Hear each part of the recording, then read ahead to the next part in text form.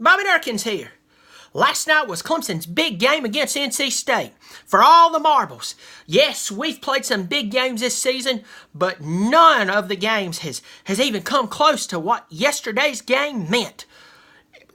For the division, and we get to go up and play in Charlotte, North Carolina, get well dressed by a Belk, and possibly beat Miami, because that's most likely who we're going to be playing. But anyway, but who knew that we were going to get much more than just a hard-fought football game? It was like a soap opera. There was going to be some fighting, and then there was going to be a scandal, laptop gate, and the next, an almost riot. Oh, Lord, I'm telling you, if for the faint of heart, shouldn't watch this game.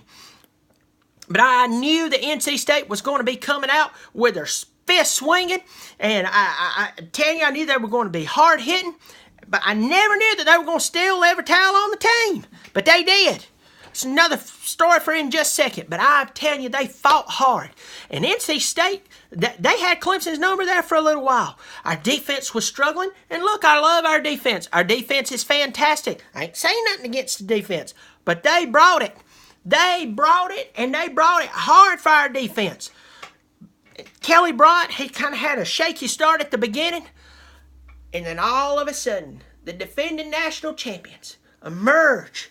They're swinging, they're hitting, hand that ball off to Feaster. I'm telling you, all that running from bullets in Spartanburg really paid off for the young man. Fast as lightning. Lord, I'm fired up. I'm fired up. We won the game 38-31. Then, of course, after the game, there was a rumor that there was a laptop on Clemson sidelines. Now, I just want to try to educate some people, and I also want to start off by saying that there's bad fans in Clemson's base. I'm gonna skip laptop thing. I'm gonna go to the fans now. There's some bad fans in Clemson's base. Okay, all right. And I know this is not all the NC State fans, but when you hark up a loogie and throw things and spit things on the officiating crew, yeah, that's that type of stuff that it'll take years to recover from being known as the people, if you lose, you hark and spit and throw and stuff. I mean, there's people that's so bad, they're shaking babies up in the stands. Oh, Lord. Oh, my Lord. I'm telling you, it was just... I felt bad for the officiating crew, and they were blaming the officials. I just want to give a quick rules lessons to everybody out there who doesn't know these things. If you're guarding a receiver and they're starting to beat you, and then you hug them like a mama hugs their boy who's going off to war, pass interference or defensive holding every time. Darndest thing. Next, if you have two players moving at the same time when the ball is snapped, won't believe it, they're going to call that too. I always get it mixed up if it's illegal motion or I think it's legal motion. I always get that and legal shift mixed up, but who cares? It's still a penalty. Don't throw stuff at them. And by the way, if that laptop was on the sidelines and it was illegal, and it wasn't, it was our social media, which, by the way, all schools have social media now. Go figure. Maybe you should get social media. They find some snarky, smart mouth, I know more than you about tech work kid placing back there. He goes over, he does his work, and then he posts it online and the recruits eat it up. Maybe I should try that. But they thought that they were cheating. Well, here's the thing. If they were cheating, okay, how did y'all get 500 yards of offense on us? Just throw that out there. I mean, it was working really well for y'all. And here's the other thing. When you lose, do like Dabo did when we lost in front of those 400 people up there at Syracuse. You walk across the field, stick your $8 million hand out, shake the guy's hand and say, hey, I'm happy for you. See, I could have cost everything for Clemson. Say a bunch of teams running the table, I could have kept Clemson out. And here's the thing, NC State. If you'd have won yesterday and won out the rest of the games, you're still not going for the national championship. I know, it's truth. And let's talk about last week against Notre Dame when even the touchdown Jesus came down off the library, thumped you in the head, and then went back up there and presumed the hallelujah position. I guess God was against you then, wasn't he?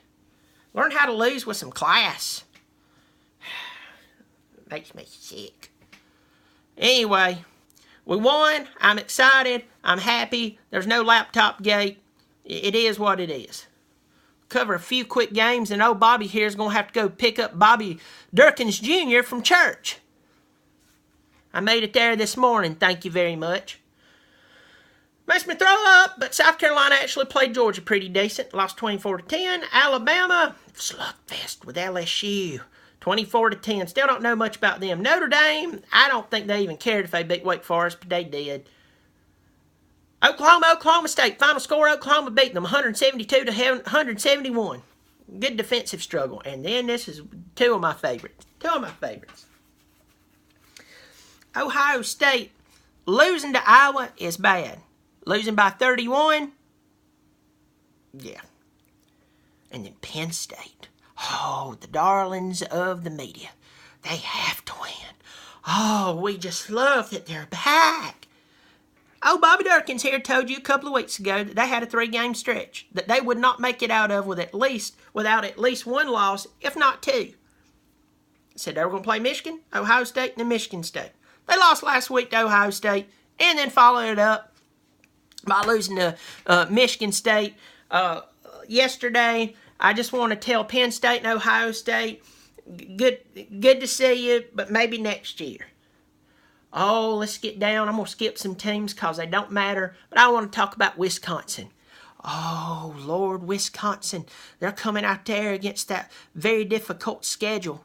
You know, Wisconsin reminds me of a woman who's entered a bake sale, and she stops by a store that makes nice cakes, and then she picks up the cake and walks in there, and it looks all nice and stuff, and it tastes kind of okay. And everybody thinks she can bake until one day she has to bake the cake in front of everybody, and they find out that she's not that great at baking. That's Wisconsin. Can't wait till they lose. And when they do, it's not going to be good. We can get rid of that. Miami beat Virginia Tech. Virginia Tech, bye-bye. Yeah, that's about it. Don't care anymore. Oh, and Stanford. Stanford got their 3rd loss yesterday. I bet they're still in contention if you ask Game Day and ESPN. Oh, they're still in. Nope, they're out. Well, this is Bobby Dirkens saying we play Florida State next week. And I know that some people are buying this absolute crock of bull that because they lost their quarterback, that's why they suck so bad. I've seen other teams lose a quarterback, and yeah, they lose some games. And maybe they're not a contender, but they don't suck like they do. So put Tom Brady back there, put Peyton Manning back there, put the Archangel Michael back there from the Angel Band, and they're still going to lose. You know why? Because they've been held together by duct tape and booze. Well, I got to go get my kid from learning about Jesus, and I'm just going to go pick him up. But anyway, it's Bobby Dirkens saying I'm looking forward to next week.